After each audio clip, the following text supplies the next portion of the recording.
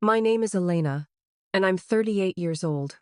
For the last 2 years, since my husband David passed away, my life has been a quiet routine of work, grief, and duty.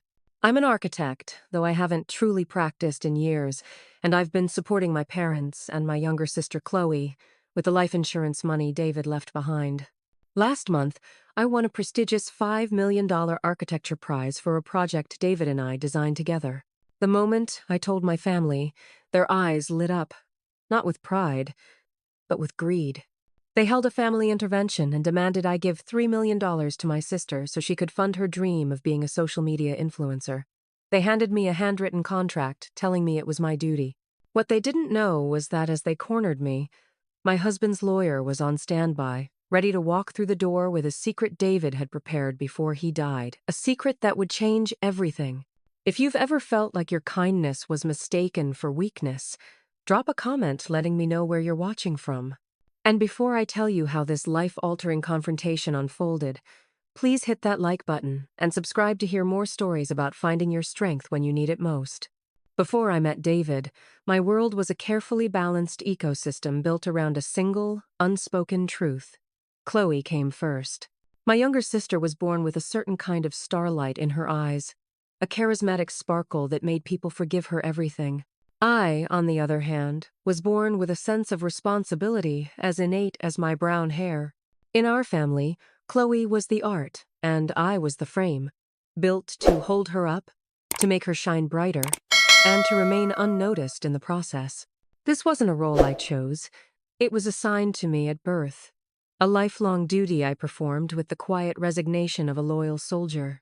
This dynamic was never more apparent than the summer I turned 16. The air in our small suburban town was thick with the smell of cut grass and possibility. My possibility was a 1994 Honda Civic, a metallic beige box on wheels that represented the ultimate freedom.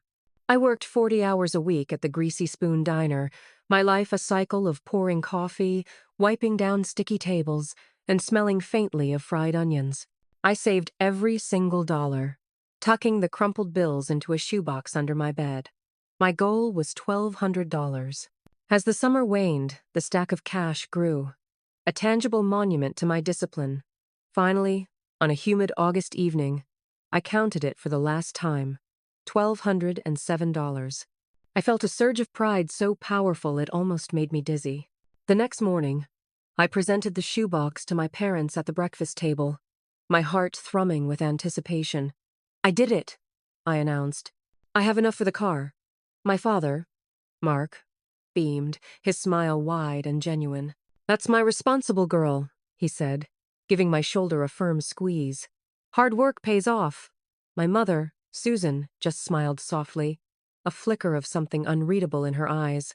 That afternoon, when I went to my room to put the money into a proper envelope, the shoebox was empty. A cold panic seized me. I tore my room apart, my breath coming in ragged gasps, but it was gone. When I ran downstairs, my parents were sitting at the kitchen table with Chloe, who was looking at a glossy travel brochure, her face alight with excitement. My mother was the one to break the news, her voice a gentle, placating murmur. "Honey, something wonderful has happened," she began. "Chloe's art class is taking a last-minute cultural trip to Paris and Florence. It's a once-in-a-lifetime opportunity." I stared at her, the pieces clicking into place with a horrifying certainty. "Where's my money?" I whispered. "We had to borrow it, sweetheart," my father said, his earlier pride replaced with a look of paternal solemnity. "It was the only way. You understand, don't you? A car is just a thing. This is your sister's future, her education." Chloe didn't even look up from the brochure. "I'll bring you back a keychain," she offered, as if that would somehow replace my summer of sweat and toil. I didn't cry. I didn't scream. I just felt a profound, hollowing emptiness. I had worked for a key to my own freedom, and they had taken it to unlock a door for her. I took the bus for another year, watching from the window as Chloe's vibrant photos from Europe filled our family's corkboard. This wasn't an isolated incident. It was the blueprint. When it came to higher education, the pattern held firm. I was practical. Knowing my parents' financial limitations, I treated the scholarship application process like a part-time job. My senior year was a blur of essays, interviews, and financial aid forms. I earned a nearly full ride to a respectable state university and graduated with a degree in architecture and a manageable amount of student debt that I took on myself. I was proud of what I had accomplished through sheer grit. 2 years later, Chloe graduated high school with a portfolio of abstract paintings and a declaration that she needed to attend a prestigious and notoriously expensive private art school in New York City to find her artistic voice. My parents didn't blink. They took out a second mortgage on their home, co-signed loans that made my eyes water, and cashed in a small retirement fund my grandfather had left them. Their justification was a familiar refrain. "Chloe is different, Elena," my father explained to me over the phone, his voice tinged with a defensive edge. "She's an artist. She needs a special environment to flourish. We can't let financial concerns stifle her gift." I remember sitting in my tiny post-college apartment, surrounded by blueprints and student loan bills, and feeling that old, familiar emptiness. My pragmatism had enabled their recklessness. My responsibility had funded her irresponsibility. As predicted, Chloe dropped out after 3 semesters, citing creative differences with her professors. She came home with a mountain of debt, a new wardrobe, and no degree, yet my parents treated it as a heroic journey of self-discovery. Meeting David was like learning a new language, one where my needs were not an afterthought and my dreams were not secondary. He was a software engineer with a mind that moved at 1,000 miles an hour, but he had the quietest, most attentive soul. He listened. When I told him about the car money, he didn't just offer sympathy. He felt my 16-year-old indignation as if it were his own. He celebrated my scholarship as the monumental achievement it was. He was the first person in my life who saw the frame, not just the art it was holding. When his tech startup began to consume his every waking moment, I made the decision to step back from my own burgeoning career to support him. It was a sacrifice, but it felt different because it was a choice made in a partnership of equals. We were a team, building a future together. The plan was always for me to launch my own firm once his company was stable. We even had a name for it: Sterling Vance Design.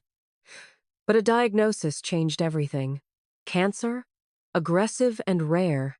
Our future, once a sprawling blueprint of possibilities, narrowed to a single, desperate focus: survival. When he passed, he left me the life insurance policy, his final act of love and protection. My duty, I thought, was to use it to keep my family afloat while I figured out how to navigate my own grief. I started paying their bills, Chloe's rent, their mortgage. It felt like the right thing to do, the responsible thing. I didn't realize I wasn't just helping them. I was enabling them, locking myself back into the very frame David had tried so hard to free me from. I thought I had to carry this weight alone, but I had no idea my husband had left one final, brilliant design behind a plan for my liberation. The letter came on a dreary Tuesday morning in April. The sky outside was the color of slate, and a persistent drizzle wept against the window panes, a perfect mirror for the grief that had been my constant companion for 2 years. I was at the kitchen table, paying bills, my parents' mortgage, Chloe's car insurance, the property tax on a home that felt too big and too empty without David. The routine was a form of self-punishment, a weekly reminder of my inherited obligations. The envelope was almost comically out of place amidst the drab, official-looking mail. It was thick, creamy cardstock, with the elegant, embossed crest of the Vanguard Architectural Foundation in the top left corner. My heart gave a strange, unfamiliar flutter. I had submitted our Evergreen Commons project to the Vanguard Prize for Sustainable Design almost 3 years ago. It had been David's idea, a project we'd worked on during the quiet, hopeful interludes between his chemotherapy sessions. It was our shared fantasy, a blueprint for a better world, a self-sustaining, affordable housing community powered by solar grids, with vertical gardens climbing the walls and rooftop apiaries buzzing with life. It was more than a design. It was a testament to his belief in the future, even as his own was slipping away. I had sent in the application 6 months before he passed, a final act of hope, a message in a bottle cast into a vast, indifferent ocean. I never expected to hear anything back. With trembling fingers, I slid a letter opener under the seal. The paper inside was just as luxurious. The printed words crisp and formal. I scanned the first paragraph, my eyes snagging on phrases that didn't seem real. Deeply impressed by the profound vision, unanimous decision of the board, groundbreaking contribution to the field of sustainable architecture. My breath caught in my chest. I read the sentence again, then a third time. It is with immense pleasure that we award the Vanguard Grand Prize, along with the associated $5 million implementation grant, to Evergreen Commons. The room went silent, save for the frantic drumming of my own heart. $5 million. The numbers seemed to float off the page, shimmering and unreal. It wasn't just money. It was a resurrection. It was the funding to take our dream off the paper and build it in steel and glass and living green walls. It was a chance to create a legacy for David that would breathe and grow and shelter people for decades to come. A sob escaped my throat, a raw, ragged sound that was equal parts grief and ecstatic joy. I clutched the letter to my chest, my tears soaking the expensive paper. "We did it, David," I whispered to the quiet, lonely house. Oh my God, we actually did it. Blinded by excitement, I did what I was conditioned to do. I shared the good news with my family. I called my parents, my voice cracking with emotion as I relayed the impossible story. The initial silence on their end was telling. It wasn't the stunned, joyful silence I had expected. It was a calculating silence, the sound of gears turning. Then the platitudes began. 5 million?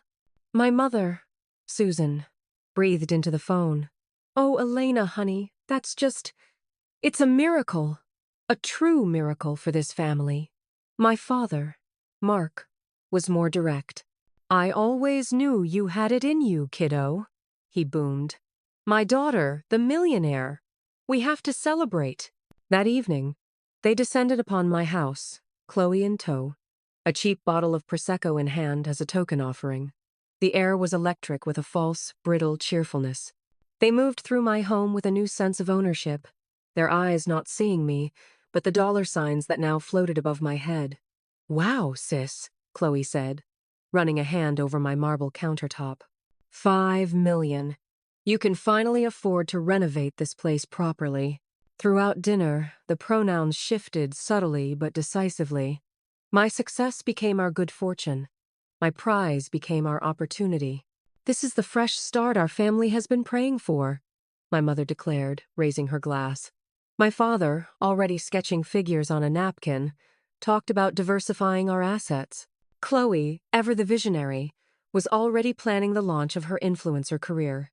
With a proper investment, she mused, scrolling through Instagram, I could be a global brand in a year. We're talking a 7-figure income, easy. It's a huge return on investment for the family. I tried, gently at first, to inject a dose of reality into their fantasy. "It's a grant," I explained, for the third time. "The money is legally tied to the project. It has to be used for construction, for materials, for permits." My father waved his hand, dismissing the legalities as if they were pesky flies. "Don't get bogged down in the details, Elena," he said with a paternalistic smile. "There are always ways. The important thing is that we, as a family, are smart about this. This is our chance to build generational wealth." The cold knot that had formed in my stomach tightened. They weren't just excited. They were possessive. They saw the $5 million not as a tribute to David's legacy or a culmination of my life's work, but as a lottery ticket I just happened to be holding for them. Their smiles were wide, but their eyes were narrow, focused, and hungry. The celebration felt like a wake, and I was mourning the death of a hope I was foolish to have ever entertained. The hope that this time, just this once, they would finally be proud of me. The celebration dinner was merely the opening act. The days that followed were a relentless, multi-pronged assault on my autonomy. A masterfully orchestrated campaign of psychological warfare designed to grind me down and make their desired outcome seem like the only logical, righteous choice. They came at me from all angles, each family member playing their designated role with chilling precision. Chloe was the vanguard, the tip of the spear. My phone became a prison, constantly buzzing with her unsolicited business plan. It started with links to exorbitantly priced downtown lofts, captioned with, "The perfect backdrop for my content. Think of the natural light." Then came the DMs with screenshots of luxury travel bloggers in the Maldives and Santorini. "This is the level of production quality we need to be aiming for, Elena. We can't think small." Her language was intoxicatingly inclusive.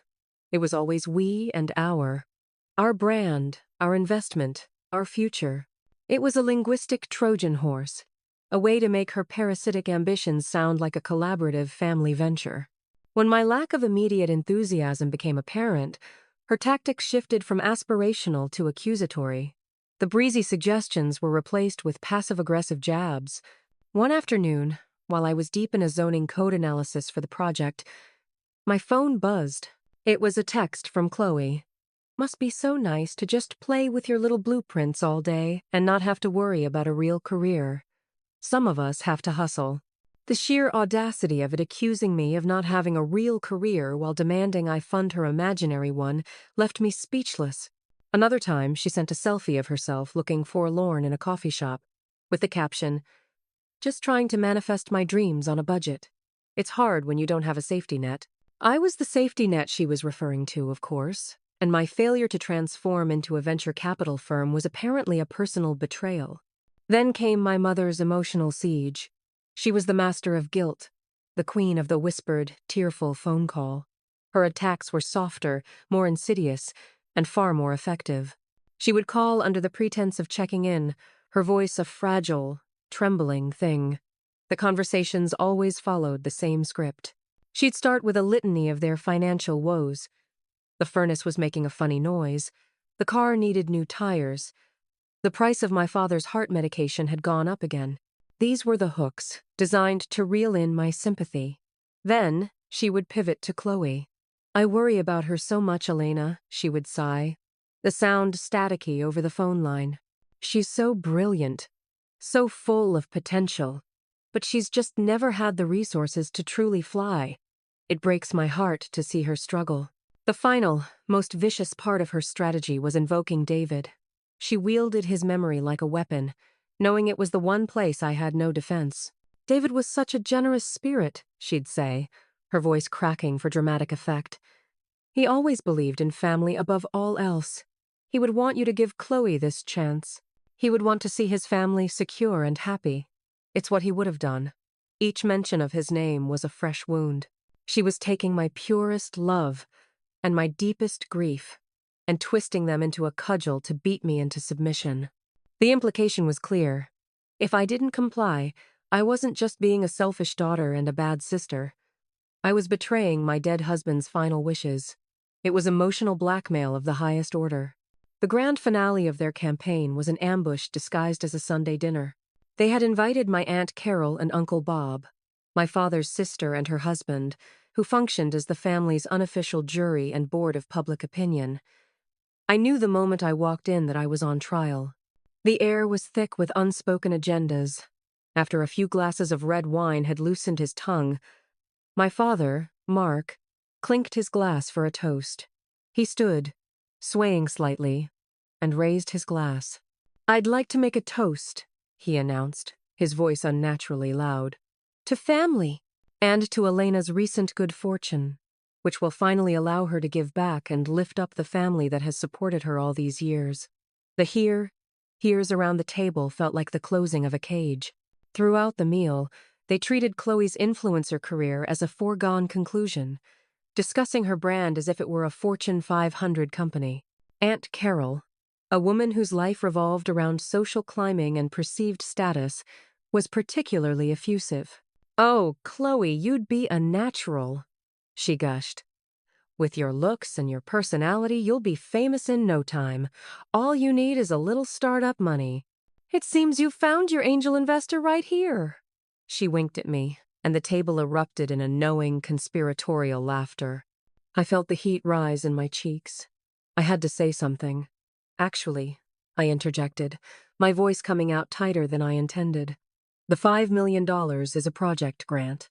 It's legally earmarked for the construction of Evergreen Commons. It's not a personal windfall." The temperature in the room plummeted. The smiles froze on their faces. Chloe's lower lip began to tremble. My mother shot me a look of pure, unadulterated disappointment. "Don't be so selfish, Elena," she hissed, her voice low enough that only I could hear. "This is not the time to be so literal about things. You're embarrassing us." I drove home that night, in a state of numb disbelief. I felt like a stranger in my own life, a foreign entity whose sole purpose was to be mined for resources. I called my best friend, Sarah, and poured out the entire sordid tale, my voice breaking. I ended with a question that had been haunting me. "Am I the crazy one, Sarah? Am I being selfish?" Her response was immediate and fierce. "No, Elena, you are not crazy," she said, her voice a lifeline in the darkness. "You are being gaslit by a pack of emotional vampires. They're not a family. They're a board of directors. And you're the asset they're trying to liquidate." David would be horrified. "This isn't giving back. It's a hostile takeover of your life. You need to get out." Her words were a brutal, necessary clarion call. She was right. This wasn't a misunderstanding. It was a calculated, sustained attack. I had spent my life trying to earn their love, believing that if I was just responsible enough, generous enough, successful enough, they would finally see me. But I realized now they would never see me at all. They only saw what I could do for them. The foundation of our family wasn't love. It was a transaction. And the bill was finally coming due. The illusion of a possible peaceful resolution, the faint, flickering hope that they might still come to their senses, was extinguished a week later. It didn't happen in a fit of rage or a shouting match. It happened in the chillingly quiet, sterile atmosphere of what my father had termed a family business meeting, a summons that felt more like a subpoena. I walked into my parents' house on a Wednesday evening, and the scene that greeted me was a piece of amateur theater designed for maximum intimidation. They had rearranged the formal living room, a space so untouched it felt like a museum exhibit. 3 dining chairs were set in a severe, straight line, facing a single, isolated armchair. My armchair. My mother, father, and Chloe were seated, their postures rigid, their faces grim masks of solemnity. It was an intervention. It was an inquisition. My father, in his self-appointed role as CEO of the family, began the proceedings. He didn't ask how I was. He didn't engage in small talk. He launched directly into his prepared speech, his voice resonating with a practiced, sorrowful authority. "Elena," he began, steepling his fingers, "we've called you here tonight because we are deeply, deeply concerned. This sudden influx of money, it's changing you.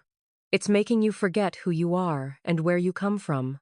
It's making you forget your duty." My mother, on cue, produced a tissue and dabbed at her perfectly dry eyes. "We're only thinking of you, honey," she murmured, "and the good of the family as a whole." It was Chloe, however, who delivered the core message, her voice dripping with a cloying, counterfeit sweetness that was more insulting than any shout could have been.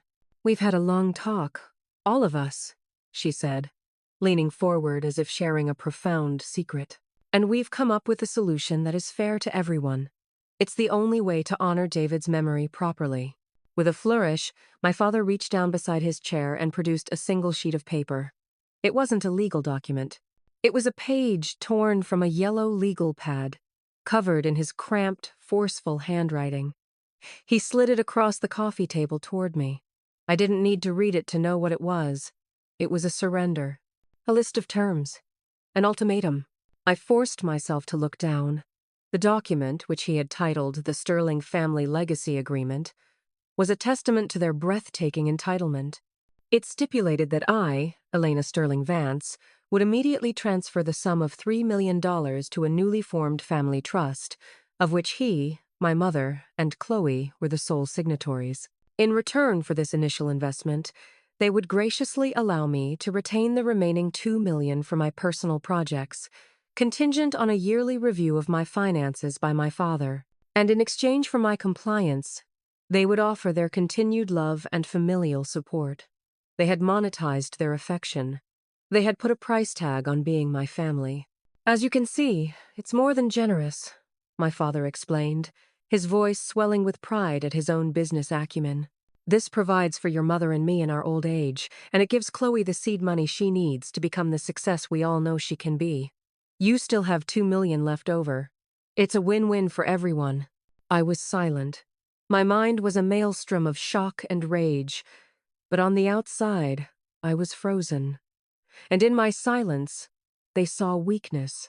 Chloe saw her opening to deliver the killing blow, the final, unforgivable act of cruelty.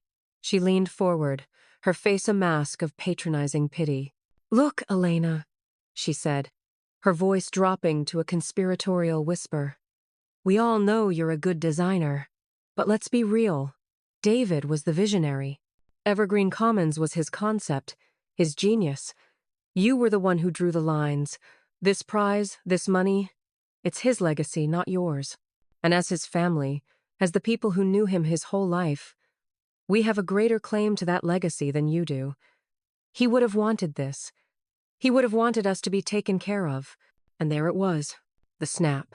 The soundless, violent severance of the final, frayed cord of familial duty that had bound me for 38 years. In one sentence, she had diminished my work, belittled my contribution, and, worst of all, weaponized the man I loved against me. She had taken our shared dream, the beautiful, intricate thing we had woven together in the shadow of his illness, and claimed it as her own inheritance by blood. They were no longer just greedy. They were ghouls, picking over the bones of my husband's memory for their own gain. A strange calm washed over me. The turmoil inside me went still. The years of quiet resentment, of swallowed disappointments, of shouldering their burdens, it all coalesced into a single, hard, diamond-bright point of clarity. They thought this was their checkmate. They thought they had me cornered. They had no idea that they hadn't just pushed me into a corner. They had pushed me directly into the path of an escape route my husband had designed long ago. The meeting wasn't over. It was just getting started. As Chloe's cruel words echoed in the sterile silence of the living room, David's voice came back to me, not as a memory, but as a clear, urgent instruction from the past. I remembered it vividly. A quiet afternoon in our sun-drenched garden, months before he passed. He was frail, his body weakened by the relentless treatments, but his mind was as sharp as ever. He had taken my hand, his grip surprisingly firm. "Listen to me, Elena," he had said, his eyes locking onto mine with a fierce intensity. "After I'm gone, there might be complications with your family. If they ever corner you, if they ever try to take what's yours, I want you to make one phone call. Call Arthur Harrison. Tell him," David said, "it's time to open the red folder."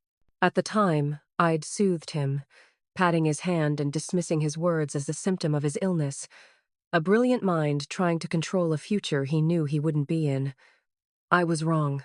It wasn't paranoia. It was planning. The day after the disastrous family business meeting, I didn't waste my time with anger or tears. I acted. I found Arthur Harrison's number and scheduled an appointment for that same afternoon. His law office, Harrison and Finch, was a bastion of quiet power in the heart of the financial district, all dark wood, worn leather, and the hushed rustle of important papers. Mr. Harrison, David's attorney and trusted friend for over a decade, greeted me not with a handshake, but with a warm, sad hug.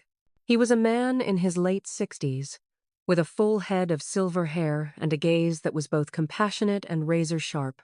"Elena," he said, guiding me to a plush leather chair opposite his immense oak desk. "I'm so sorry for what you're going through." "David!" He anticipated this. He truly did. My heart skipped a beat. "The red folder," I said, my voice barely a whisper.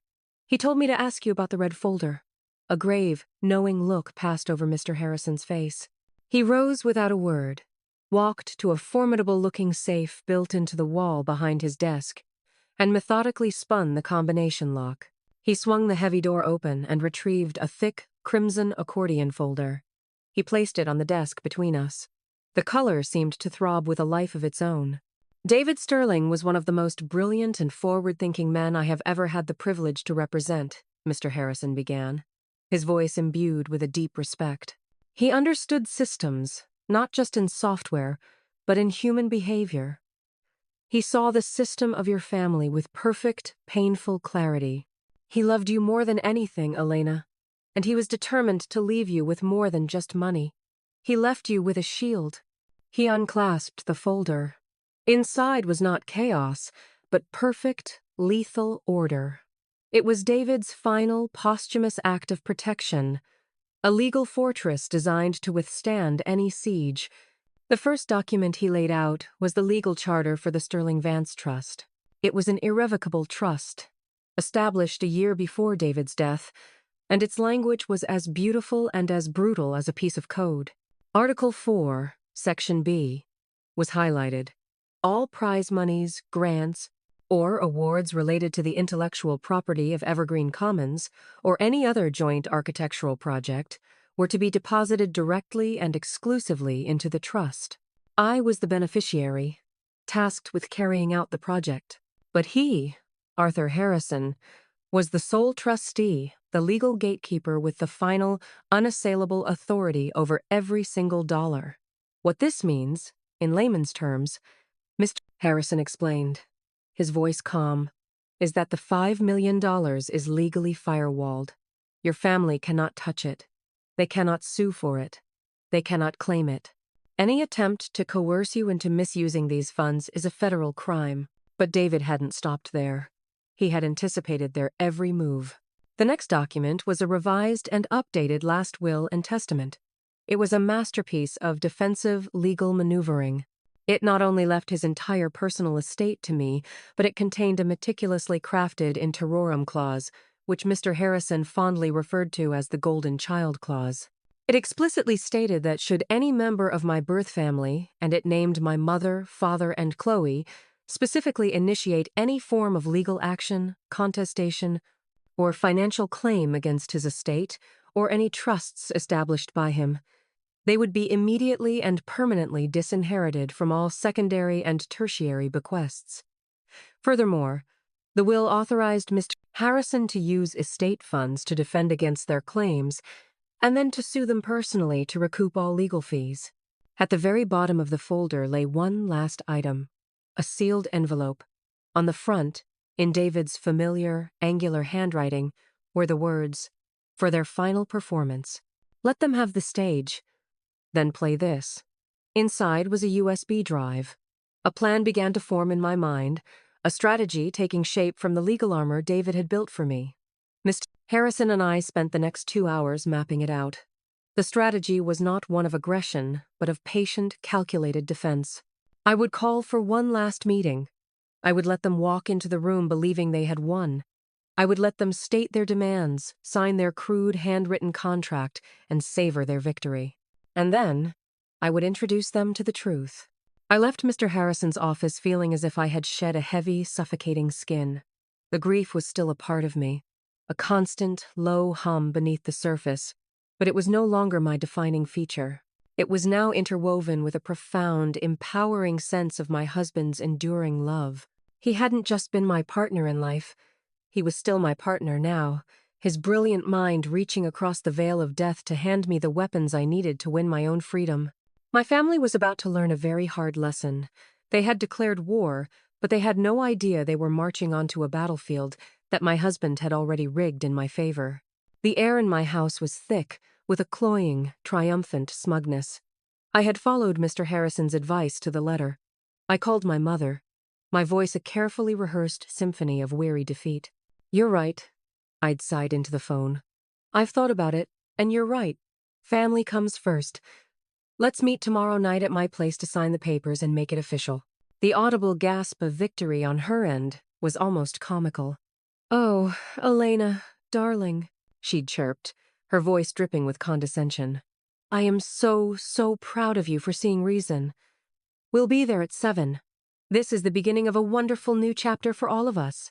They arrived not just on time, but 5 minutes early, a testament to their eagerness to claim their prize. They were dressed for a coronation.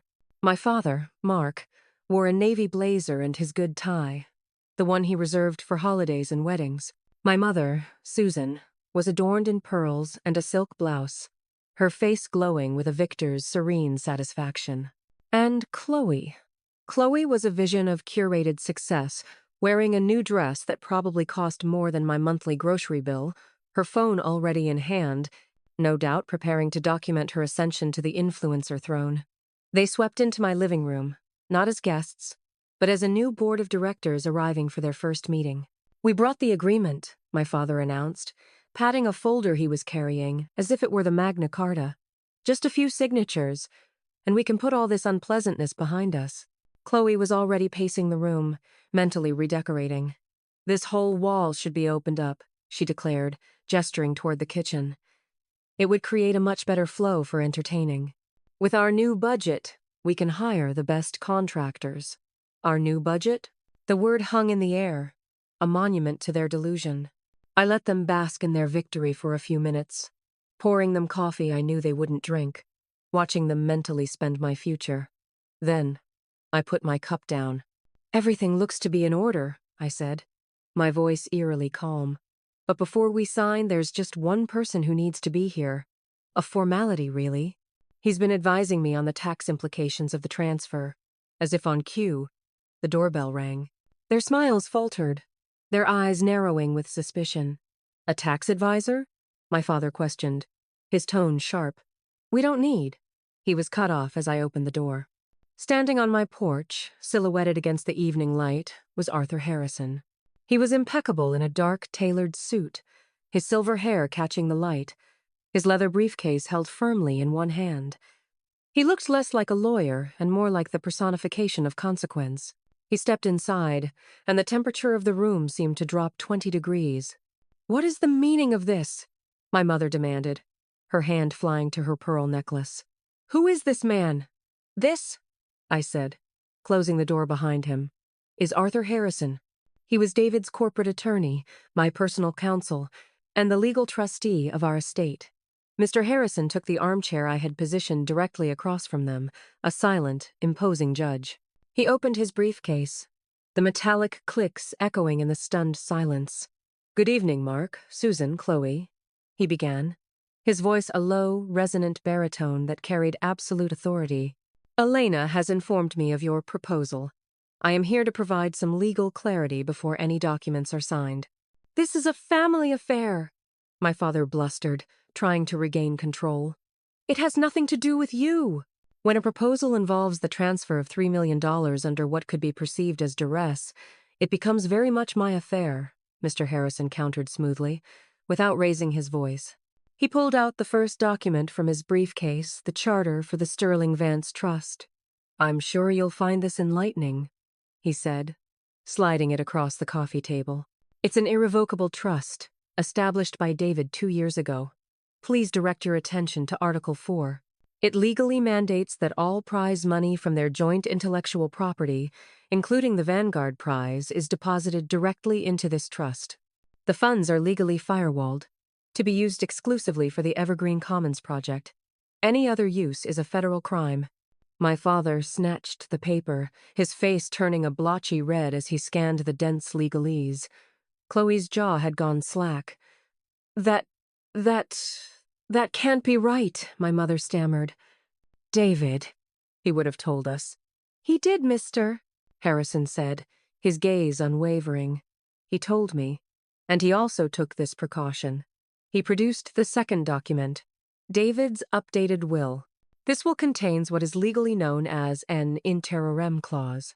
To put it simply, it states that if any of you he made eye contact with each of them in turn were to bring a legal challenge against his estate or this trust, you would be automatically and permanently disinherited from everything, and, as trustee, I am legally obligated to use the estate to sue you to recoup all associated legal costs. The room was as silent as a tomb. The smugness, the entitlement, the victory, it had all evaporated, replaced by a thick, suffocating cloud of humiliation. They were trapped, outmaneuvered, and utterly defeated. And they knew it. "But there's one last thing," I said, my voice soft but clear. "David left a message. For you." I walked to the large screen on the wall, plugged in the USB drive, and pressed play. David's face appeared, larger than life.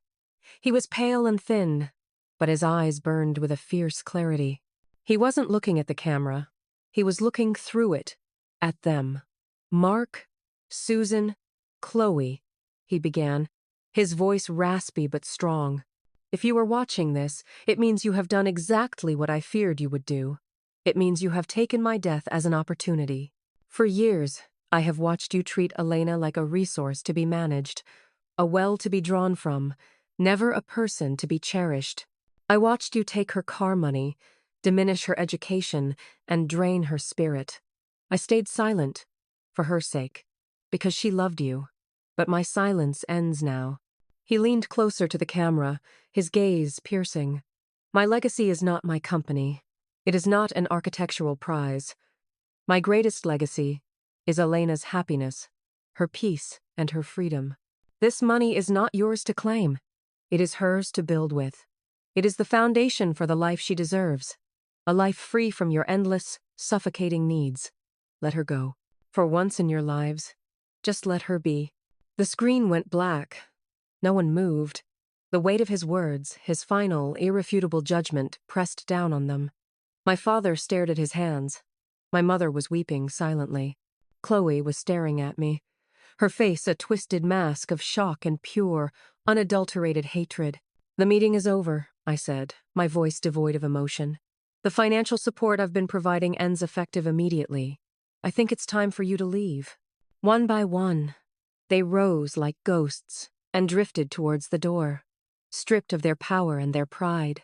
As the door closed behind them, I leaned against it, my legs weak with the release of a lifetime of tension. The battle was over. David had won it for me. The silence that descended upon my house after they left was a physical presence. It was profound and absolute, the kind of quiet that follows a storm, where the air itself feels washed clean. I stood with my back against the front door for a long time, just breathing. I didn't feel the elation of victory I might have expected. Instead, what I felt was a vast, quiet, and deeply peaceful sense of release. It was the feeling of setting down a weight I hadn't even realized I'd been carrying my entire life. The weight of their expectations, their disappointments, their endless, insatiable need. For the first time, my home felt truly mine.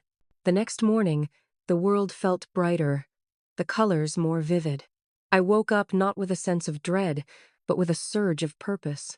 Mr. Harrison and I had a brief phone call. The first phase is complete, he said in his typically understated way. Now, the real work begins. And it did. I threw myself into Evergreen Commons with a singular, ferocious focus. It became my reason for getting up in the morning. I leased a small sunlit office space downtown and hired a team of 3 young, brilliant, and hungry architects who saw the project not as a job, but as a mission. Our days were a whirlwind of creativity, long hours spent hunched over blueprints, heated debates about sustainable materials, and the exhilarating process of watching our shared vision take shape in 3D models and renderings. I was no longer just managing a dead man's dream. I was leading a living one. As expected, the cessation of their financial support triggered a tidal wave of communication. The first few days were a hailstorm of angry texts, filled with accusations and vitriol. "You'll regret this, Elena. You've torn this family apart," my father wrote. Chloe's messages were a torrent of pure rage, calling me names I wouldn't repeat. My mother attempted a different tactic, sending long, rambling voicemails choked with sobs, lamenting how her sensitive, selfish daughter had been poisoned by money and grief. I created a separate folder for their messages and didn't reply to a single one. Mr. Harrison had advised radio silence, and for once, putting up a wall felt not like a weakness, but a strength. There was one final piece of business to attend to. The house my parents lived in, the house I grew up in, was legally owned by the trust David and I had set up. He had bought it for them a decade prior when my father's poor investments had led them to the brink of foreclosure. It was another act of generosity they had long since forgotten, viewing the home as their own. I instructed Mr. Harrison to execute a quitclaim deed, transferring the title to them completely, with no strings attached. I wanted no financial ties, no lingering leverage. He sent the documents to them via a legal courier. Inside the envelope, I included a single, unsigned note with 3 words. "This is final. It was an act of severance, not generosity. I was closing the family bank for good. 3 months into my new life, I sold the sprawling suburban house that David and I had shared. It was a beautiful home, filled with love and laughter, but it was also a museum of a life that no longer existed. Staying there felt like living with a ghost. I found a sleek, modern condominium downtown, with floor-to-ceiling windows that offered a panoramic view of the city skyline. It was half the size and 10 times more me. As I unpacked my books and set up my drafting table in a corner, flooded with morning light, I felt a sense of ownership that was new and exhilarating. This space wasn't built for a couple or a family. It was built for me. News from the other side came in trickles, mostly through my Aunt Carol, who couldn't resist the role of family correspondent. My parents, faced with the sudden reality of living within their means, had been forced to sell their house, my final gift to them. They bought a small one-bedroom condo in a retirement community an hour away. Chloe's world had imploded more spectacularly. Without my support, she was evicted from her trendy apartment within 2 months. Her car was repossessed. Humbled and furious, she had moved back in with my parents and taken a job, a real 40-hour-a-week job, as a receptionist at a dental clinic. The social media influencer was now scheduling root canals. According to my aunt, their attempts to paint me as the villain had backfired spectacularly. David's video message had been a weapon of mass truth, and most of the family, having witnessed their behavior for years, had finally sided with me. They were isolated, facing not my revenge, but the simple, unadorned consequences of their own choices.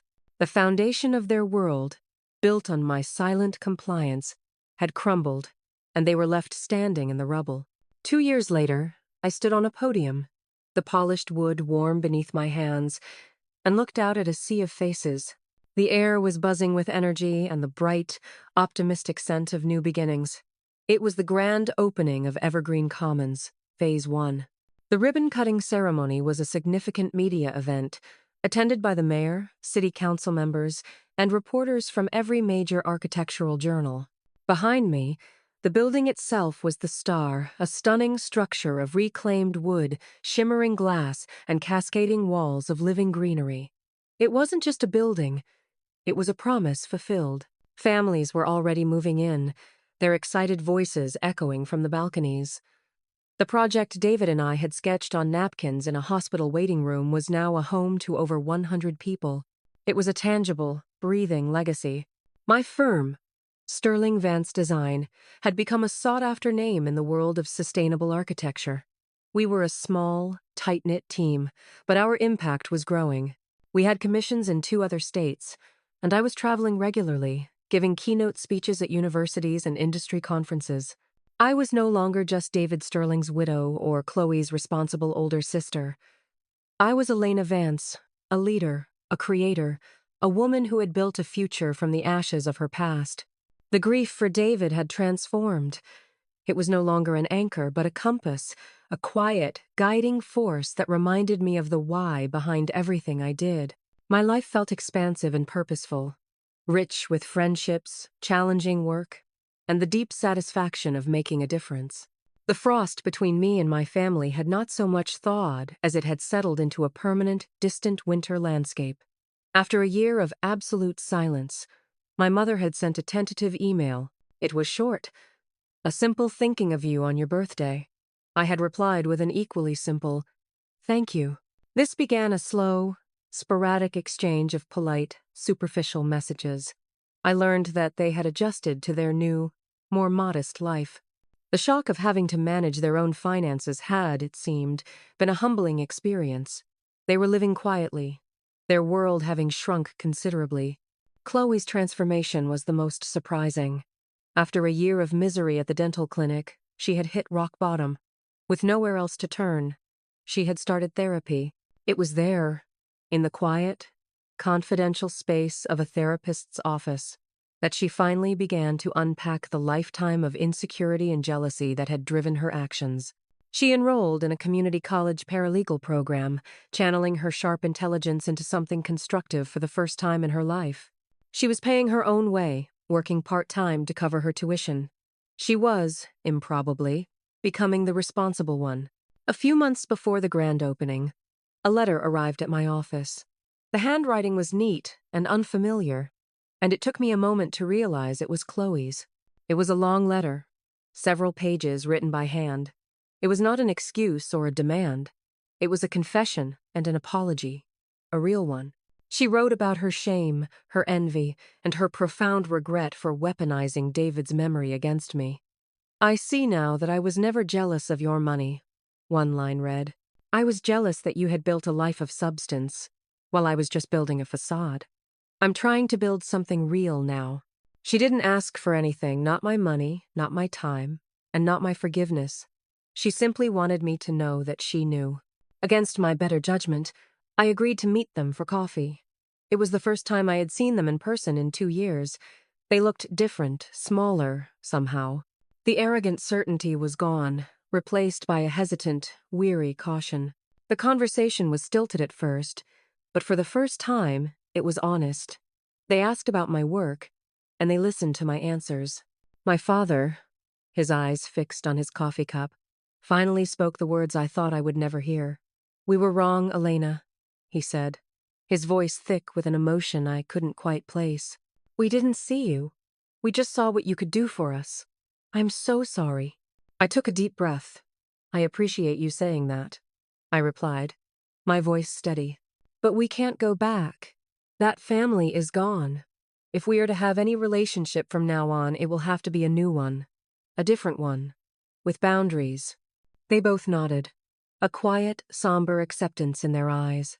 There was no tearful reunion, no grand absolution. It was simply an acknowledgement of the truth. We left the coffee shop as three separate people who shared a painful history, with an uncertain, but slightly more hopeful, future. As I drove back to my city, I realized that David's final gift hadn't been the legal documents or the video. It was the crisis itself. He knew I would never break free on my own. He knew I had to be pushed to the very edge. He had designed my liberation, and like all his designs, it was flawlessly executed. When I look back on the journey that brought me here, standing in a building that grew from the fertile ground of love and loss, I realize the most profound blueprint I would ever work on wasn't for a structure of steel and glass. It was for the reconstruction of a life. For decades, the architecture of my family dynamic had been fundamentally flawed, built on a weak and unstable foundation of my utility. I was the load-bearing wall, designed to be strong, silent, and to support the weight of everyone else's ambitions while my own were relegated to the basement. My value, in that old, rickety structure, was purely transactional. It was measured by my capacity to endure, to provide, to sacrifice. I was a good daughter when I was responsible. I was a good sister when I was generous. My worth was a currency I paid out to them in exchange for a conditional, fragile peace. That final, brutal confrontation was not an ending. It was a controlled demolition. It razed that old, unstable structure to the ground and forced me to build something new, something lasting, on a foundation I had never been allowed to trust, my own inherent worth. The most critical lesson I learned is that your value is not a negotiation. It is a fact. It is not determined by how useful you are to others, but by the simple, undeniable truth of your own existence, your own dreams, your own spirit. This journey taught me that real family isn't defined by blood, but by the architecture of respect. It's about the people who see the blueprint of your soul and want to help you build it, not those who see your foundation and immediately start planning their own extension. It's about the people who celebrate your victories as a reflection of your own merit, not as an opportunity for their gain. I lost the family I was born into that night, but in its place, I began to build a new one, a chosen family of friends like Sarah, of colleagues on my team, of the very residents of Evergreen Commons.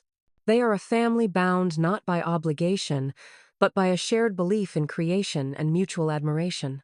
When they look at me with pride, it feels like a mirror, not a price tag. But perhaps the most difficult and vital lesson was in the power of boundaries. For those of us who have been conditioned to be caretakers, setting that first, definitive boundary can feel like stepping off a cliff in the dark. It is an act of defiance that goes against every instinct you've been taught. The silence that follows is terrifying at first. It's a void where the noise of their needs and their anger used to be. You mistake it for loneliness, but if you can sit in that quiet, if you can weather the storm of their indignation, you discover that the silence isn't a void at all. It is peace. It is the sacred, fertile ground where you can finally begin to hear your own voice. Boundaries are not the walls you build to keep the world out. They are the strong, beautiful fences you build to protect the sacred garden of your own well-being. David, in his infinite wisdom, understood this better than I did. His final act of love wasn't the money, nor was it the brilliant legal fortress he constructed. That was all just the scaffolding. His true final gift was a blueprint for my emancipation. He was a systems designer, and he saw with perfect, heartbreaking clarity that the system of my family was designed for my containment. He couldn't dismantle it for me while he was alive, without causing a war I wasn't ready to fight. So he designed a crisis, a catalyst so powerful it would force a system collapse, giving me no choice but to build a new one for myself. He knew I had the strength all along. I just needed to be pushed off the blueprint and into the construction site. This journey of demolition and reconstruction is a universal one, I think, even if the details are different for each of us. So, I want to ask all of you watching this today, have you ever had to draw that line in the sand and choose between your own dream and a toxic family expectation? What was the moment you realized your own peace and well-being had to become your most important project? Please share your stories and your moments of clarity in the comments below. Your journey could be the structural reinforcement that someone else needs to see to keep their own walls from crumbling. If this story resonated with you, please give it a thumbs up, subscribe for more real-life stories of strength and transformation, and share this video with anyone who might need a reminder that it's never too late to take back the blueprint and redesign their own life. Thank you for listening. And remember, you are the architect of your own existence. You hold the plans. Go build something magnificent.